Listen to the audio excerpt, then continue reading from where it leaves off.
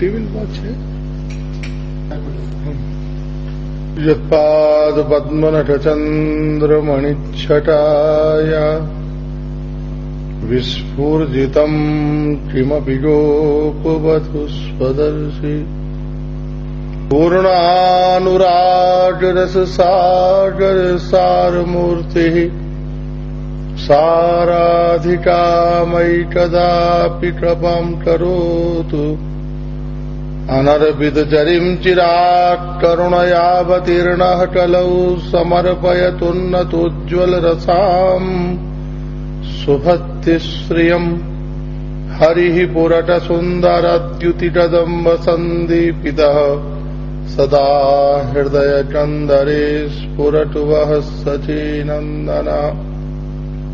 आराध्यो भगवान् ब्रजेशतनय तद्धाम वृन्दावनम् रम्या काचिदुपासना ब्रजवधूवर्गेण या कल्पिता।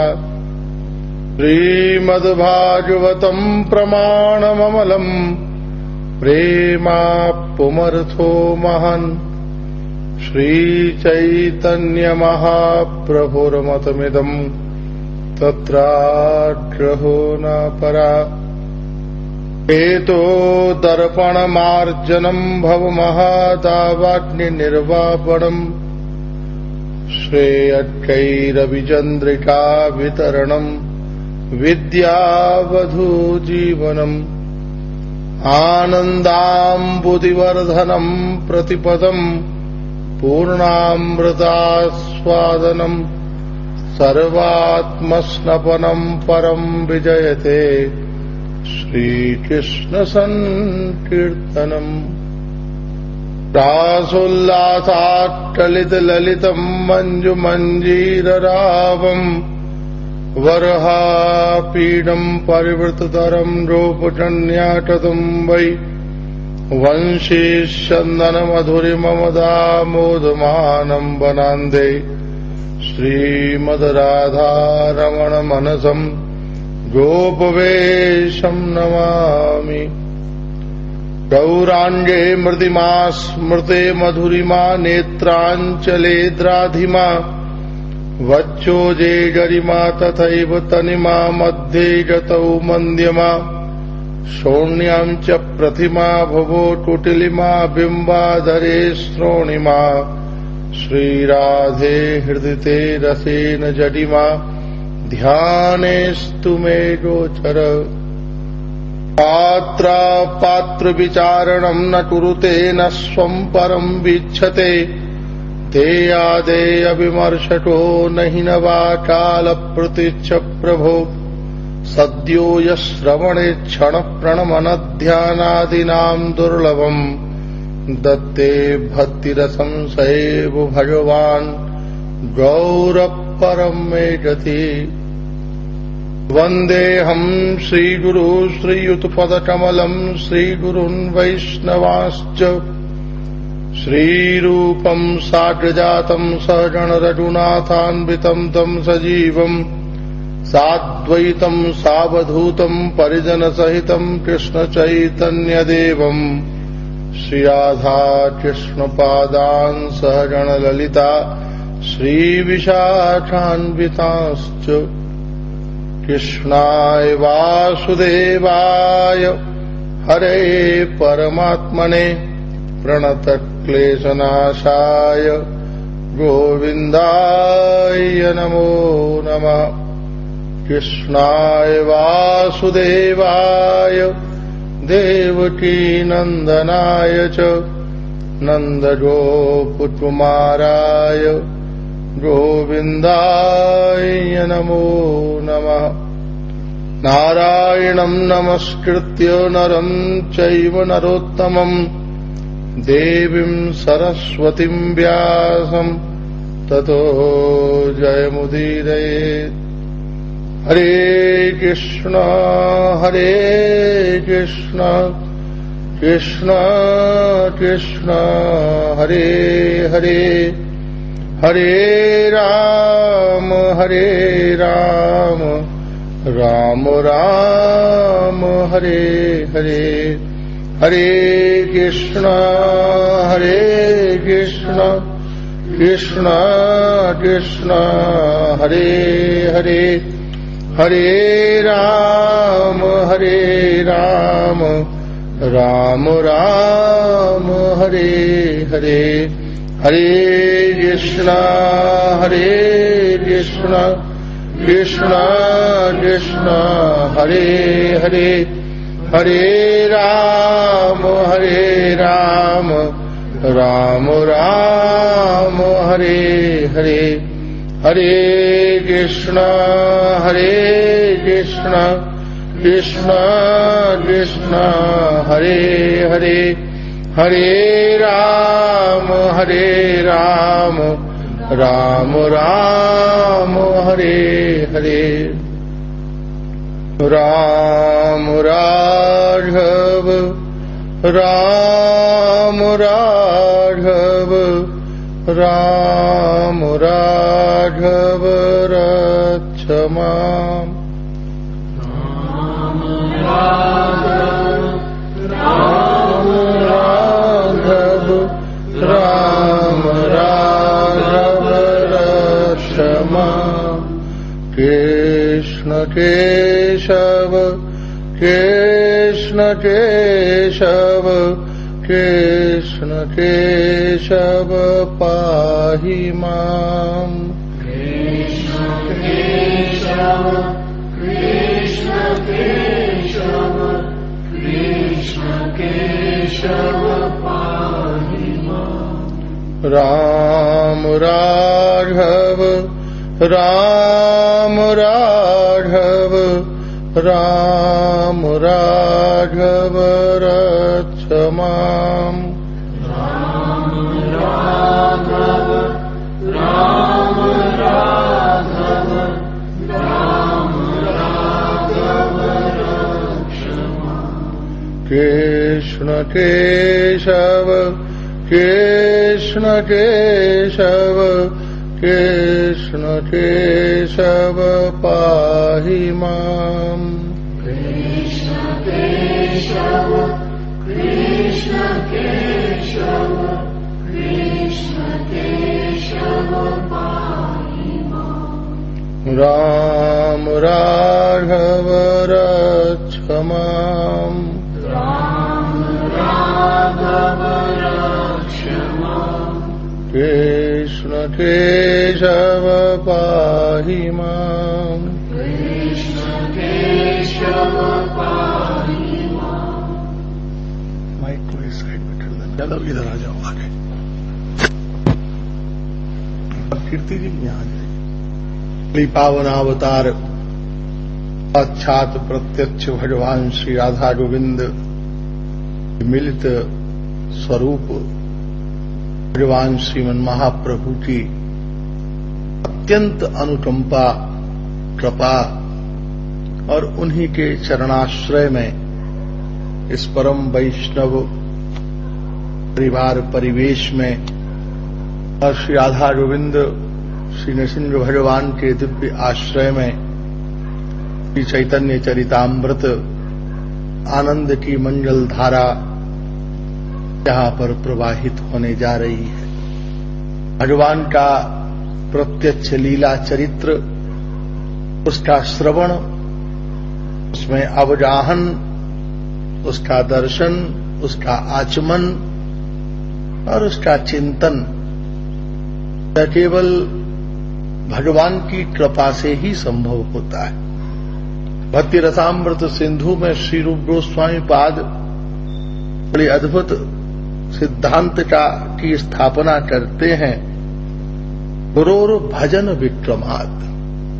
संसार में बहुत से काम हैं जो देह बल से होते हैं। बहुत सारे कर्म हैं संसार में जिन्हें करने के लिए एक स्वस्थ शरीर की, देह की आवश्यकता है। अगर बंसी ठीक नहीं होगी तो उसमें स्वर कैसे पैदा होगा। उसी प्रकार हमारे पास यदि स्वस्थ देह न हो, दुर्लभो मानुषो देह, क्योंकि निमित्त मात्रम भवसप्य साचिना। मानसाह निमित्त वृत्तया। मनुष्य शरीर ऐसे ही उपाधि नहीं है, कोई ऐसे ही संयोजन नहीं है, आयोजन नहीं है। ये भगवान की कृपा का बहुत एकांतिक कृपा प्रसाद है। इसके संपूर्ण अवयव और इसकी ऊर्ध्वता से लेके और गहनता तक, अर्थात इसका स्थूल यह संसार, यह विज्ञान, और इसका अत्यंत सूक्ष्म भगवान का प्रत्यक्ष आनंद, प्रत्यक्ष उनके लीला गुणों का चिंतन, शरीर से लेके आत्मा तक। और शरीर के बाहर का किनारा क्या है? ये संसार, ये विज्ञान, इसका विस्तार। और आत्मा के परतत्व का तट क्या है? परमात्मा का अत्यंत आनंद। जैसे कोई नदी बहे जिसके एक किनारे के ऊपर स्वर्ण प्रवाहित हो रहा हो, पिघला हुआ सोना, और एक नदी के तट के ऊपर मृतिका बह रही हो, मिट्टी की नदी बह रही हो। उसी प्रकार इस शरीर के दो तट हैं, एक देह, एक आत्मा। आत्मा के तट से क्या बह रहा है? स्वर्णिम, भगवान का अमृत, भगवान का आनंद, भगवान का लीला गुण। और शरीर के तट से क्या बह रहा है? ये संसार के भोग विलास की मिट्टी, जो मिट्टी से पैदा हुई मिट्टी में ही मिल जाएगी।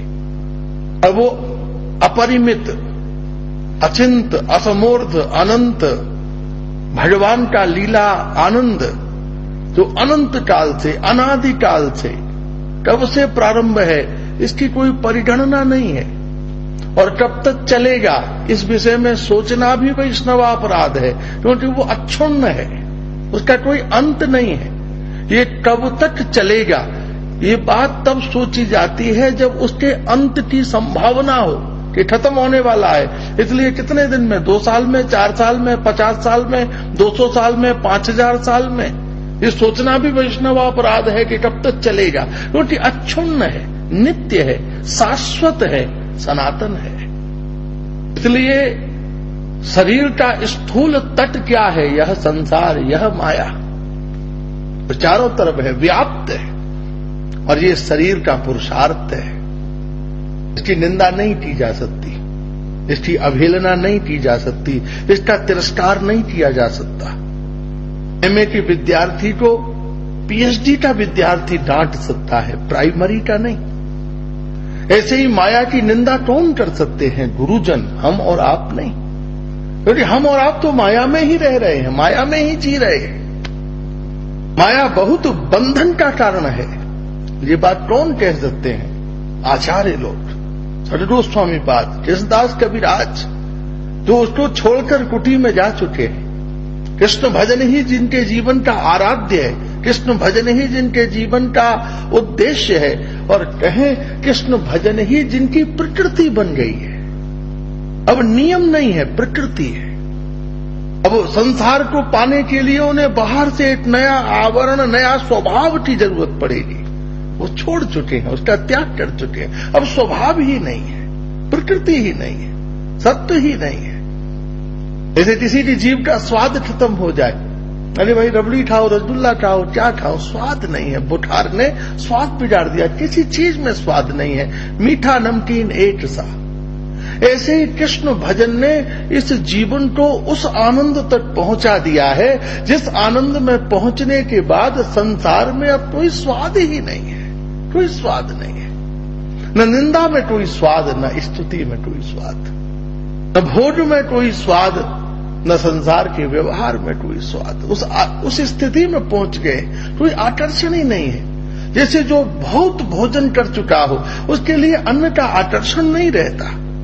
उसी प्रकार कृष्ण प्रेम की उस गहनता में जो महापुरुष पहुंच गए हैं, उनके सामने माया के किसी पदार्थ का कोई आकर्षण नहीं है, फिर भी वो संसार में है। इसलिए जैसे कोई किनारे पर चढ़ जाने के बाद भी किनारे पर खड़ा रहता है कि और आने वालों का हाथ पकड़कर मैं ऊपर चढ़ा लूं, इसलिए भजन और उपासना करते हुए भी संत संसार में हैं। किस लिए? कि हम डूबते हुओं को भी हाथ पकड़ के बाहर निकाल लें। देवाचार्य क्यों टिके हुए हैं यहाँ पर, क्यों घूम रहे हैं भक्तिवेदांत स्वामी प्रभुपाद अमेरिका में, ऑस्ट्रेलिया में, जापान में, जर्मनी में, क्यों वृंदावन छोड़कर, किस लिए? वो तो पार हो चुके, तर चुके, निकल चुके वहां से। लेकिन कारुण्याम प्रकृति पराह, संत का स्वभाव है कि मैं किनारे पर चढ़ गया, कोई उफनती हुई नदी थी, हम किनारे पर चढ़ गए। इसका मतलब ये नहीं कि दौड़कर घर पहुंचे, पत्नी बच्चों के पास पहुंचे, नहीं, किनारे पर खड़े होकर और जो आ रहे हैं हाथ पकड़ पकड़ कर उन्हें चढ़ाएं, जहां हाथ न पहुंच सके रस्सियां फेंकें, धोती उतार कर फेंक दें, कोई डंडा पकड़ा दें, आओ पकड़ कर चले आओ। ऐसे ही ये सारे आचार्य इस माया से पार होने पर भी इसके तट पर खड़े हुए हैं, ताकि हम जैसे लोगों को हाथ पकड़ पकड़ कर निकाल सकें, किसी को लीला से, किसी को प्रेम से, किसी को नाम संकीर्तन से, किसी के ऊपर किसी कृपा से, किसी के ऊपर सन्यास से, किसी से वानप्रस्थ, किसी से गृहस्थ, किसी भी प्रकार से यह जीव कोनु भावे होए संसार निस्तार, किसी भी भाव से, कृपा से जीव के द्वारा इस संसार का निस्तार हो, इस संसार से उसका निवारण हो, निवृत्ति हो। इसलिए तब भगवान ठाकुर जी चाहे तो कोई शरीर से बंधे हुए थोड़ी ना है। अबद्धाः ब्रह्मदेहश्च, भगवान तो देह से बंधे हुए नहीं है। अबद्धाः ब्रह्मदेहश्च, वो शरीर से बंधे हुए नहीं है, वो शरीर से परे रहकर भी कृपा कर सकते हैं, अमृत दे सकते हैं, आनंद दे सकते हैं, सूक्ष्म रूप से भी हमें अमृत दे सकते हैं, लेकिन फिर भी साकार रूप धारण करते हैं, श्रीमन महाप्रभु के रूप में पधारते हैं, श्री कृष्ण के रूप में पधारते हैं। नराकार होने पर भी कौन है? चिदाकार है।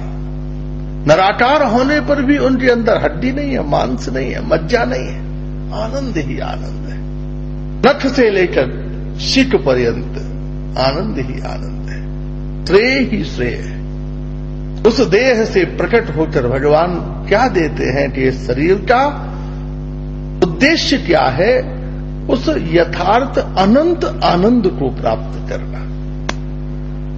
प्रकृतयाः आनंद प्राप्तोयाः, ये सिद्धांत है उपनिषद का। प्रकृति है, आनंद को प्राप्त करना जीव की प्रकृति है। हर चीज में वो आनंद को खोजता है, वास्तविक। तो अज्ञानवश हो, भ्रमवश हो अथवा विवेकपूर्ण हो। बहुत सारी चीजें हैं आपको जिसमें आनंद नहीं आता, दूसरे को आता है।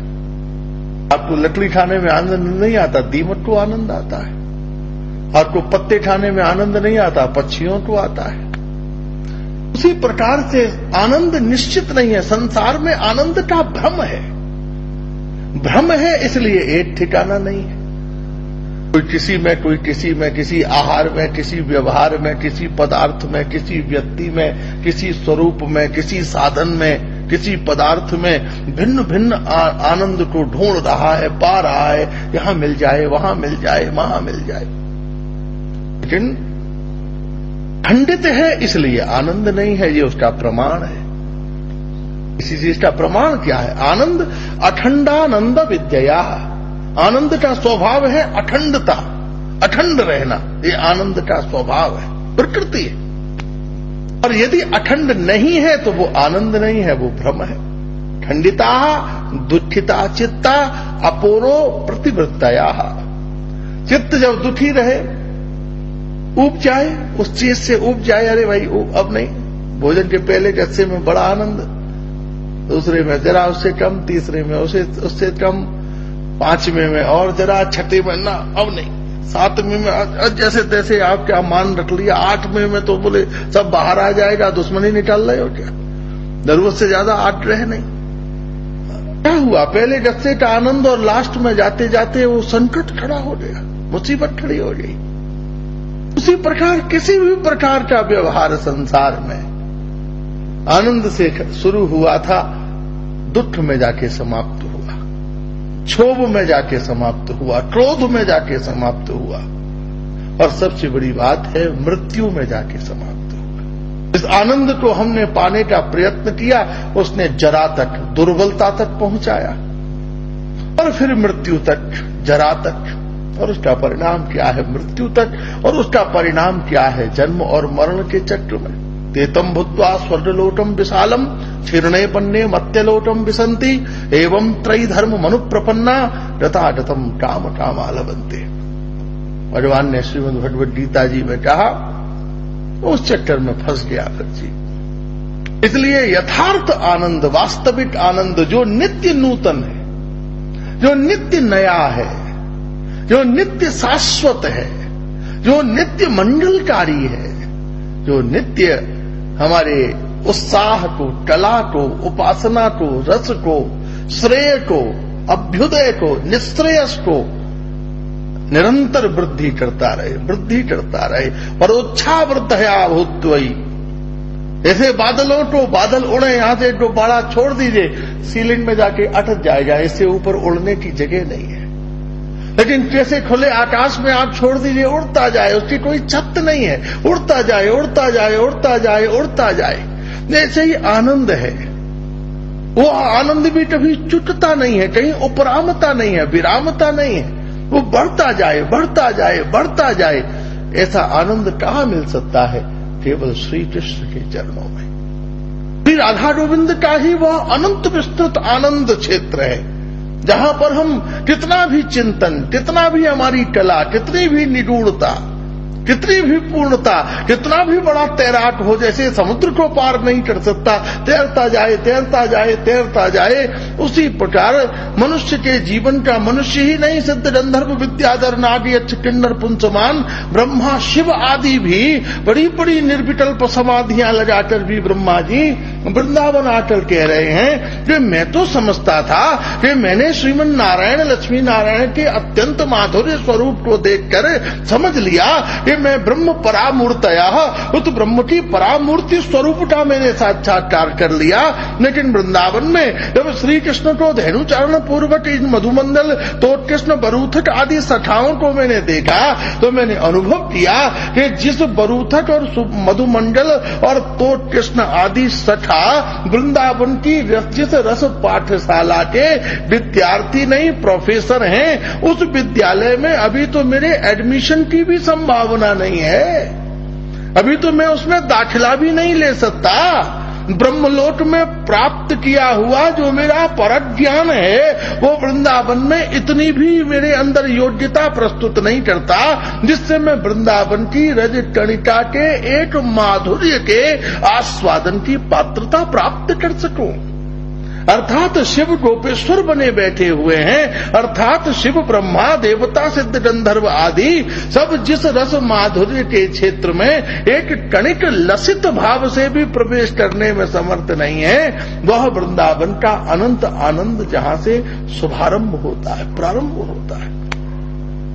दूरादपास स्वजनान सुखमर्थ कोटिम सर्वेषु साधन वरेषु चिरम निरास, सर्वेषु साधन वरेषु चिरम निरास, बरसंती सहजाद्भुत सौख्य धाराम श्री राधिका चरण रेणु मनुष्मरा में। सारे साधन जहां दूर से खड़े होकर दूरादपात स्वसजनान सुखमर्थ कोटिम, सारे साधन जितने भी सर्वेषु साधन वरेषु चिरम निरास, साधन तो अनंत है, लेकिन साधनों में भी कह दिया कि सर्वेषु साधन वरेषु, साधनों में भी जो अग्रगण्य साधन हैं, छोटे मोटे साधन तो गली मोहल्लों में छोटे छोटे तो असंख्य हैं, उन असंख्य साधनों में भी जो वरेण्य साधन है, वो वरेण्य साधन भी अपनी पूरी ताकत लगाकर अध्यात्म की जिस सीमा पर आकर खड़े हुए हैं, वहां पहुंचने पर भी चिरम निराश, वो स्थायी रूप से निराश है। कोई स्थायी रूप से निराश होने की बात कोई कह सकता है किसी से? ये तो बड़ी खतरनाक बात है। कोई जोशी कह दे भाई हमारा भविष्य कैसा है, बोले स्थायी रूप से दुखी रहोगे आप तो। 100 साल की उम्र है और दुखी रहना निश्चित है आपका, 80 साल दुखी रहना है, कैसी बात है? अरे भाई ऐसा बड़ा जोशी जो ऐसी बात बता दे, साल रहो, 2 साल रहो, 3 साल रहो, वो तो ठीक है, स्थायी रूप से निराश रहोगे तो कितनी बड़ी बात कह रहे हैं वैष्णवाचार्य, चिरम निराश। जो साधनों में अग्रगण्य साधन है, वो अग्रगण्य साधन चिरम निराश, निश्चित रूप से उनका निराश रहना ही स्वभाव है, नियम बन गया है अथवा जीवन है। उनका निराश रहना ही जीवन है। क्योंकि बरसंती सहजात भूत सौख्य धाराम तम राधिका चरण रेणु मनुस्मरा में दूरादपा स्वसोजनान सुखमर्थ कोटिम सर्वेषु साधन वरेषु चिरम निराशा। अपने संपूर्ण योग्यताओं की सीमाओं पर खड़े होकर भी वह साधन आंखों के ऊपर हाथ रखकर दूर दूर तक देख रहे हैं, लेकिन कृष्ण प्रेम की एक कणिका भी उन्हें दिखाई नहीं दे रही। राधा गोविंद के आनंद की एक रज कणिका भी उन साधनों को दिखाई नहीं दे रही। हाँप गए हैं, थक गए हैं, पसीना पसीने हो गए। अब हमारे बस की नहीं है सोचना चलना करना, भाई हम तो थक गए। और एक छोटा सा वृंदावन का बालक उन थके और परिश्रांत साधकों को अनूठा दिखा के कि बाबा थक गए, हम तो तुरते हैं, हम तो जाते हैं। और वो दौड़कर वृंदावन के रस माधुर्य में प्रवेश कर रहा है कि सहजात भूत सौख्य धाराम, सहजात भूत सौख्य धारा। ये महाप्रभु की कैसी सौख्य धारा है, सहजात भूत कैसी सौख्य धारा बरस रही है किन किन लोगों के ऊपर। रूप गोस्वामी पाद, सनातन गोस्वामी पाद, जीव गोस्वामी पाद कहां किस संग में थे, और वहां से महाप्रभु की कृपा से निकालकर उनको किस आनंद में पहुंचा दिया। महाराज 60 साल संसार में रहने के बाद महाप्रभु की कैसी कृपा हुई, प्रभुपाद जी को कहां निकाल कर खड़ा कर दिया। और जितने वैष्णवाचार्य सहजात भूत सौख्य धारा, ये सब साधनों से संभव नहीं है, साधन तो निराश हो चुके। सहजात भूत सौख्य धारा तम राधिका चरण रेणु मनुस्मरा में। इनके जीवन में ये संभव हुआ जिन्होंने साधनों का आश्रय छोड़ दिया, जिन्होंने श्री राधा रानी के चरणारविंद से परिवर्तित हुई वृंदावन की रज कणिका के प्रकाश में जिन्होंने भगवान के दिव्यानंद का आस्वादन किया। जैसे कोई हीरे की मुद्रिका, चमचमाती हुई हीरे की मुद्रिका पहनकर और अपने घटाटोप अंधकार में जैसे अपने प्रिय के मुख का दर्शन करे, उस मणि से निकलने वाली ज्योति से चंद्रमा भी अमावस्या थी तो डूबा हुआ था, चारों तरफ कोई प्रकृति में रश्मि भी नहीं थी और अंधकार था। और जैसे अपनी मुद्रिका में धारण किए हुए उस मणि हीरे की ज्योति से अपने प्रिय मुख का दर्शन करे, ऐसे ही इस माया के गहन अंधकार में डूबे हुए प्रकृति में और चारों तरफ वासना, कामना, देहिषणा, हिंसा, पदार्थासक्ति, देहासक्ति, यशासक्ति, अर्थासक्ति, कलत्रासक्ति, चारों तरफ घटाटोप भयंकर वातावरण, इसके बीच में भी चमचमाते हुए श्री राधा गोविंद के रसलीला माधुर्य को कौन देख सकेगा। तम राधिका चरण रेणु मनुस्मरामी, जिसने श्री राधा रानी के चरणों से बरसी हुई वृंदावन की रज की कणिका को अपनी श्रद्धा संपुटी में धारण कर लिया है और उस वृंदावन की रज कणिका रूपी मणि के द्वारा जब निस्पंदित होने वाला जो प्रकाश पुंज है, उस प्रकाश पुंज से जब वह उस ब्रज के गवाक्ष की ओर दृष्टि डालता है, तब तम राधिका चरण रेणु मनुस्मरामी, तब उसके ऊपर सहज भाव से उस सौख्य धारा का वर्षा हो जाती है। और जिस सौख्य धारा में स्नान अवगाहन करने के बाद उसके जीवन में श्रद्धा के उस आनंद की मंडल धाराओं का प्रवाह हो जाता है। इसलिए जो वास्तविक आनंद है, ब्रह्मानंद सहोदरा, तो आनंद अखंड रूप से, जिसमें किसी प्रकार का कोई क्षय न हो, जिस आनंद में किसी प्रकार की न्यूनता न हो, कालाक्षेप न हो, ऋतु के परिवर्तन से, समय के परिवर्तन से, अवस्था के परिवर्तन से, शरीर के परिवर्तन से, जिस आनंद में कोई बाधा न पहुंचे। बच्चे थे जब हमें खिलौनों में कितना आनंद आता था। लड़का 25 साल 30 साल का हो जाए फिर भी वो उसे झुंझुना दे दो, लो भैया हैप्पी बर्थडे, लो झुंझुना लो। अरे बोले महाराज इस समय झुंझुना चाहिए, कंप्यूटर चाहिए मुझको, झुंझुना क्या करना है मुझको। अरे भाई जब तुम 6 महीने के थे तो बड़ा आनंद लेते थे, बोले वो छड्डो 6 महीने में लेते थे आनंद, अब 30 साल में भी उस झुंझुना का आनंद लेंगे क्या? 30 साल में बढ़िया आपको गाड़ी दे दी, मोटर कंप्यूटर साधन दे दिया, जब हो जाए 95 साल के तो फिर मारा, अरे बोले बेटा हाथ तो कांप रहे हैं, कंप्यूटर कहां से चलेगा, एस दबाने के लिए जेड पे जाना पड़ेगा, कहां चलेगा? अवस्था बदल रही है, साधन बदल रहे हैं, परिस्थिति बदल रही है, सत्य बदल रहा है, संसार बदल रहा है, आहार बदल रहे हैं। लेकिन ऐसा आनंद जो इन सब परिवर्तनों में भी बाधित न हो, हाथ पैर चाहे कांप रहे हों, चाहे बच्चे हों, चाहे जवान हों, चाहे बूढ़े हों, जीवन मृतागत्यया। आचार्य तो इतनी सूक्ष्म बात कहते हैं कि वह जीवन और मृत होने में भी कोई व्यवधान नहीं है। यदि उस आनंद का चस्का लग जाए तो हम जीवित हैं अथवा मृत हैं, इसका भी कोई अंतर नहीं है। सर्दी है, गर्मी है, बरसाती है, जवान बूढ़े हैं, ये तो बहुत स्थूल बात है। लेकिन मृत भी हो गए, मरे हुए भी हैं, तो भी हमारे जीवन में यदि उस आनंद की पूर्णता है, उस आनंद का चस्का है, वो गुरु कृपा हमारे ऊपर जब प्रेत होकर हम कामनी का चिंतन कर सकते हैं, तो क्या मृत होने पर उस दिव्य देह को प्राप्त नहीं कर सकते जिससे राधा गोविंद का भजन किया जा सके? वृंदावन में कितने महापुरुष, अलक्षित लिंग महापुरुष, उनका नाम क्या है? अलक्षित लिंगा। अलक्षित है, कोई लक्षित संसार के पदार्थों के द्वारा लक्षित नहीं है, अलक्षित लिंग महापुरुष है। ज्योति रूप में विद्यमान है।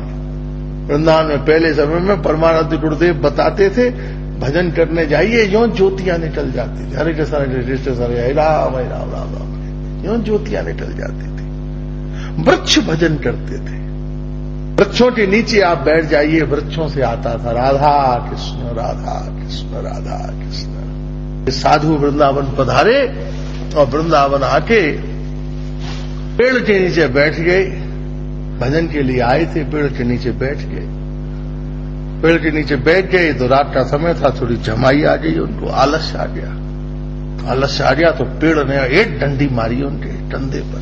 है क्या करता है, मेरे नीचे बैठा है आलसी? मैंने कहा भाई किसने मेरी डंडी मारी? चारों तरफ देखा कोई नहीं वहां पर। फिर थोड़ी देर में उठे, फिर एक डंडी उनके मारी। है आलस्य करता है, वृंदावन क्यों आया? वापिस जा बंबई कलकत्ता जा क्यों आया? तो देखा तो कौन था? साक्षात जिस पेड़ के नीचे बैठे वो वृक्ष ही डंडी मार के अनुशासन कर रहे थे, भजन करो। उस दिन से ऐसी नींद उड़ी, आप कल्पना करो कोई पेड़ आप में डंडी मार दे अपनी आगे बढ़ा के, आप तो बेहोश हो जाओगे। अरे भैया जी कहां से? बैठकर भजन कर रहे हैं। तो क्या हुआ? जड़ देह, इस शरीर से भी बंधन क्या हुआ? भजन का शरीर से बंधन क्या हुआ? वृक्ष भजन कर रहे हैं। इंदुटिया छोटी सी चिड़िया वृंदावन में रहती थी, सुबह सुबह जाके बोलती थी राधा कृष्ण राधा कृष्ण राधा कृष्ण कहो, राधा कृष्ण राधा कृष्ण राधा कृष्ण कहो, कहती कहती उड़ जाती थी। कहां शरीर का बंधन है? चिड़िया भजन कर रही है, वृक्ष भजन कर रहा है। गिरिराज गोवर्धन में जाइए, गिरिराज जी की शिलाओं से ध्वनि आ रही है, राधे कृष्ण राधे कृष्ण। पत्थर भजन कर रहे हैं, वृक्ष भजन कर रहे हैं। राधा कुंड श्याम कुंड में गोता लगाइए। एक साधु राधा कुंड श्याम कुंड में गुरु जी से कथा सुनी, गोता लगाया, 3 घंटे में बाहर निकला। लोग समझे मर गया, घर टेलीफोन कर दिया, मर गए साधु, शरीर नहीं मिल रहा। 3 घंटे बाद नाश्ता नाश्ता बाहर निकला। अरे भैया तुम तो 3 घंटे से भीतर थे, पानी में नहीं डूबे? बोले पानी में नहीं डूबा था, राधा रानी के आनंद में डूबा हुआ था। श्वास का भी जहां बोध नहीं है, ऐसे साधु पुरुष उस आनंद की श्रेष्ठता कहां पहुंचा दिया है? आनंद की श्रेष्ठता में कहां विद्यमान कर दिया है जीवन को? ये बड़ा गहन, ये भक्ति विज्ञान है, ये भक्ति की गहनता है, भक्ति का विज्ञान है। अतः हमारे जीवन में उस आनंद का यथार्थ आनंद मनुष्य को प्राप्त हो, जो खंडित आनंद नहीं हो, ठंडा आनंद नहीं हो, जो अखंड आनंद हो। अखंड आनंद, नित्य आनंद, शाश्वत आनंद, चिन्मय आनंद। और उस आनंद की परा भूमिका क्या है? कृष्णानंद पयावृता। उस आनंद का नाम क्या है? कृष्ण आनंद।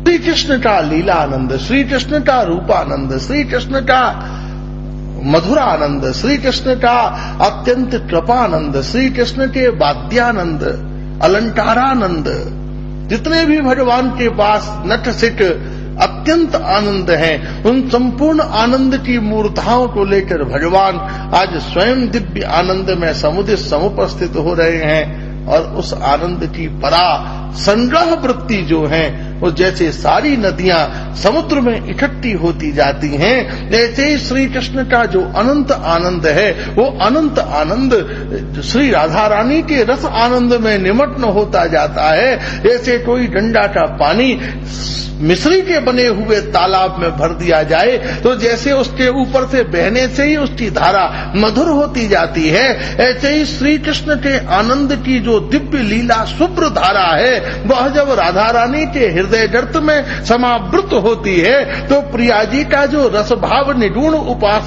रस आस्वादन परतत्व है, उसका स्पर्श करते ही वो लीला अत्यंत मधुर अत्यंत आनंदकारिणी हो जाती है। और राधा कृष्ण अर्थात रस और सीता दोनों के सम्मिश्रण से जो अत्यंत माधुर्य रस है, वही श्री चैतन्य महाप्रभु के रूप में प्रकट होता है।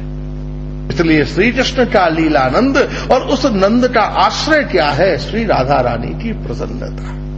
भगवान लीला क्यों कर रहे हैं? सारी लीला का राधा कांत पया वृत्यै लीला सारवगुच्यते। रूप गोस्वामी पाद चरण कहते हैं, भगवान सारी लीला कौतुक की लीला क्यों कर रहे हैं? केवल श्री राधा रानी को प्रसन्न करने के लिए। जैसे दिन निकलते ही कोई कर्मठ व्यक्ति अपने कर्मों में प्रवृत्त हो जाता है, ऐसे ही भगवान ने जन्म धारण करते ही पूतना आदि लीला करके श्री राधा रानी को प्रसन्न करने का प्रयत्न किया। और एक बंगाली बाबा है, वो कहते हैं, अमादेर स्वबाई प्रयास होए राधा आनंद बिट गया। श्री कृष्ण कह रहे हैं, मेरा सबरा प्रयास एक ही बात का है कि राज उठाना, दूध पीना, काली नाट पर नाचना और सारे संपूर्ण गीता आदि स्तोत्र सारा का सारा एक प्रयास पुंज है श्री राधा रानी को प्रसन्न करना। किंतु श्री कृष्ण लीला स्वरूप में प्रिया जी प्रसन्न नहीं होती। वास्तव में प्रिया जी कब प्रसन्न होती हैं? जब श्री कृष्ण श्रीमन महाप्रभु के रूप में प्रकट होकर अपात्र जनों को भी अपना रस प्रदान करते हैं। पात्रा पात्र विचारणम न कुरुते न स्वम परम बीच्छते देया देय विमर्शको नहीं नवा काल प्रतीक्ष प्रभु। राधा रानी की प्रसन्नता काय में है? जब अपना आनंद देते समय श्री कृष्ण विचार करने में एक क्षण भी नष्ट न करें, दूं के न दूं।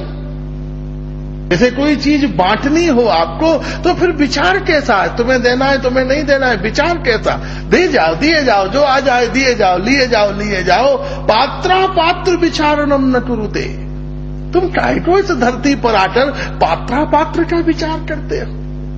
भिखारियों के मोहल्ले में जाके भी तुम ढूंढ रहे हो बड़ा भिखारी कौन सा है? अरे सभी भिखारी है, दिए जाओ, दिए जाओ। इस धरती के ऊपर वो भी कलिकाल में फंसा हुआ ग्रसित प्राणी, इनके विषय में स्वयं कृष्ण द्वैपायन व्यास युगों से भी पूर्व चिंतन करके श्रीमद् भागवत की रचना करते हैं। उन श्रीमद् महाप्रभु का अत्यंत लीला विलास काय में है कलिकाल के जीव के ऊपर। तभी महाप्रभु का इस समय आगमन हुआ। पात्र अपात्र विचारणम न कुरुते। पात्र और अपात्र का विचार नहीं करो। न स्वम परम बीच्छते। पात्र पात्र का विचार भी नहीं करो। और दूसरों के गुण दोष देखने वाली जो तुम्हारी ब्रह्म दृष्टि है, और जो भगवान के पास तो वो स्वाभाविक वो दृष्टि है। कैसे आपके पास ऐसी नजर हो कि खम्भे से फाड़ कर देखने वाली, आप उसे कैसे संवरण कर सकते हो? भाई ताकत है मेरे पास, मैं क्या करूं? तो भगवान तो सर्वदृष्टा पया ब्रह्म ही, भगवान तो सर्वदृष्टा है, सबको देखने वाले हैं। नहीं, प्रिया जी कह रही है बंद करो अपने इस गुण को, ये स्विच ऑफ कर दो, मत देखो तुम किसी के जन्म जन्मांतरों के कर्म आदि को। भगवान देते समय अरे राधा रानी, इसको तो 50 जन्म पहले बड़ा मक्खी चूसता, इसको नहीं दूंगा मैं। तो अपना ये तुम्हारा गुण है ना, जो 50 जन्म पहले देखने वाला, 100 जन्म देखने वाला, न स्वम परम बीच्छते, इसको बंद करो तुम अपने इस गुण की खिड़की को, स्विच ऑफ करो। मुझे नहीं चाहिए तुम्हारा गुण। पात्रा पात्र विचारणम न कुरुते, पात्र अपात्र का विचार भी न करो।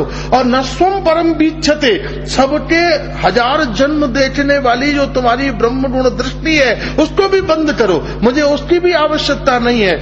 न स्वम परम बीच्छते, देया देय विमर्श को नहीं नबा, मैं दूं या न दूं ये भी अपने अंदर विमर्श मत करो, विचार मत करो, बिल्कुल भी मत सोचो मैं दूं कि न दूं।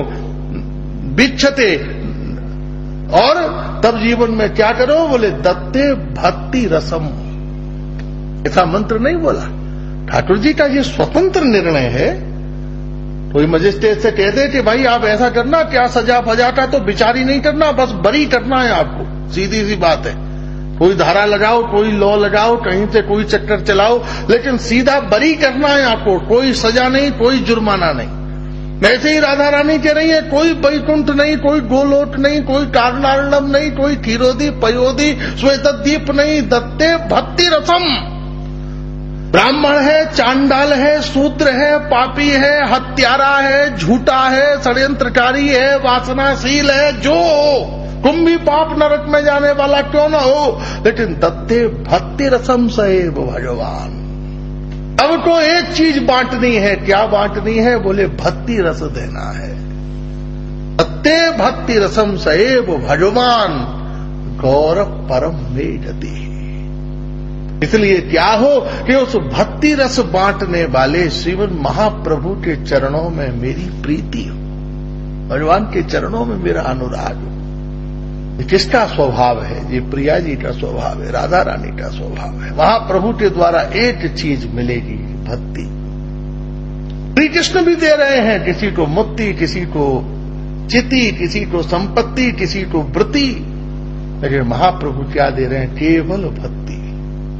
महाप्रभु ने किसी को वरदान संपत्ति का नहीं दिया कि जाओ तुम्हारी प्रॉपर्टी बढ़ जाए, जाओ तुम्हारी बेटा हो जाए, जाओ तुम्हारी फैक्ट्री चल जाए, जाओ तुम्हारा मुकदमा जीत जाए, जाओ तुम्हारी बीमारी ठीक हो जाए। चांडाल ब्राह्मण महाप्रभु का एक ही वरदान है, क्या, बोले केवल भक्ति। चाहे चापाल गोपाल जैसा रोगी और दुराग्रही हो, चाहे जगन्नाथ और माधव जैसे दुराचारी और पतित प्राणी हो, चाहे प्रकाशानंद सरस्वती जैसा अभिमानी हो, और चाहे सार्वभौम भट्टाचार्य जैसा विद्यादंभी हो, चाहे केशव कश्मीरी जैसा शास्त्रार्थ प्रिय अभिमानी हो, लेकिन श्रीमन महाप्रभु ने चांडाल से लेके, पतित से लेके अपनी निज जननी सची मैया तक को केवल एक ही प्रसाद का वितरण किया, क्या, कि दत्ते भक्ति रसम सैव भगवान।